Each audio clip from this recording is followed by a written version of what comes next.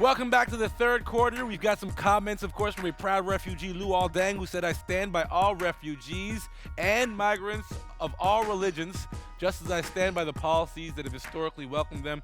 And I stand by the comments that he made. Quickly, we all know about the United States travel ban that is currently being implemented. We've seen NBA players make stances, political stances before. With the current civil unrest in the United States, do you guys anticipate seeing players take a stand on this issue other than players being directly impacted like Luol Deng?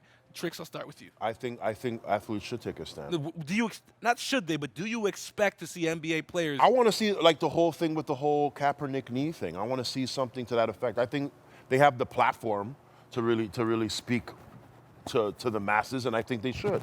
I think it should happen. I hope to see it. There's a pile of international players in the NBA, and it's just Absolutely. getting more and more and more like that. And I think whether they're the individual players affected, or you're just an immigrant or a player from another country that's not affected, you should still be taking a stand for your fellow teammates and your fellow human beings. I think if you're a teammate of Luol Deng, you're going to stand up for him, and you should.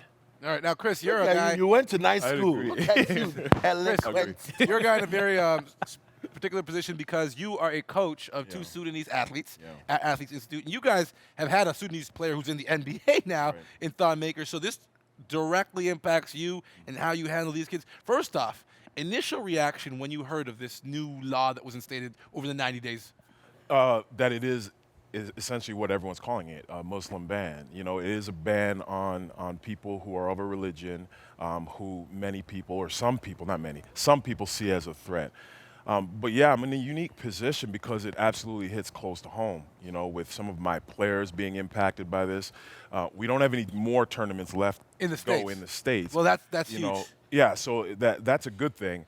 But this is something that could carry on, into the summer as some of these guys want to, take a look at maybe playing some AAU ball and getting some exposure. It directly impacts them. Now, to your question, do I think people, some of the guys in the NBA will speak out? I would agree. If you're a teammate of Thon Maker or Luol Deng and you see that guy, taken back for extra screening or pulled off an airplane, how could you not speak to that? The NBA is a league that has always fallen on the right side of history in terms of social issues.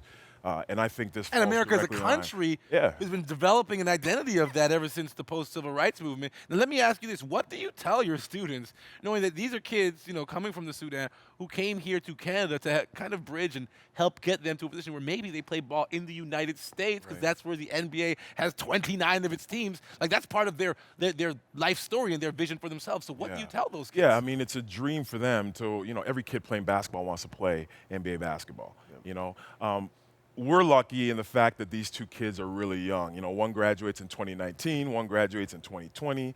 So hopefully as this issue gets debated, obviously it's a really hot topic now, but hopefully the good prevails and it doesn't affect them from being able to, take on a future Division I scholarship, In the meantime, we can tell them, hey, just continue to work, play games, train, listen to their coach.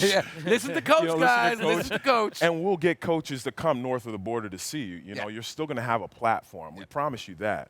But at the end of the day, they need to play games south of the border. So we're in a situation where it's kind of, we're kind of wait and see. We're trying to figure out what's the best course of action to help them. Now, I want to throw something else out there. This one's for you two. We all know that, corporations can play as big a role in changing society as much as civil unrest does. So do you see the NBA as one of the leaders? We saw what they did with the All-Star game in North Carolina. Do you see them making a stand or taking a stance in this situation?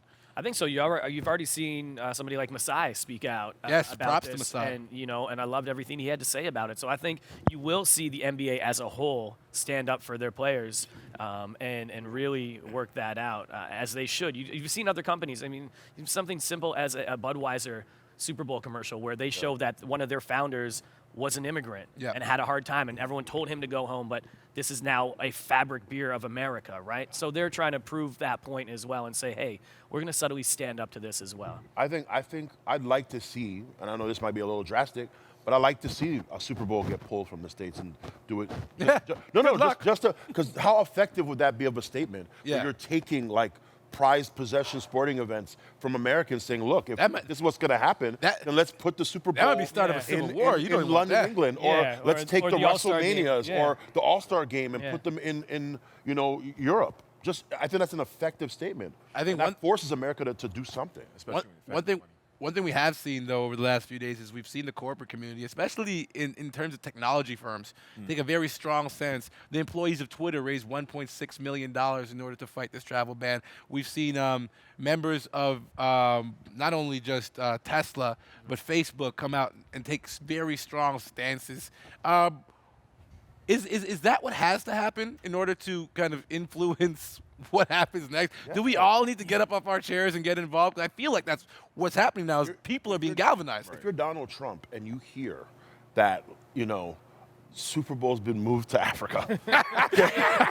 We're playing it in Johannesburg. But you understand, like, the way Americans love their football, imagine that being taken away from them. I think it forces him to say, okay, wait a minute now, if they're taking this much of a stance, then I'm going to have to do something. That's part Because of the beauty of the power of sport. I think it, as a collective, more things get done, obviously. Hey, can we just close on that statement? Yeah, for sure. I believe that wholeheartedly. Thank you guys for your very kind and wise words. Big up the Tricks.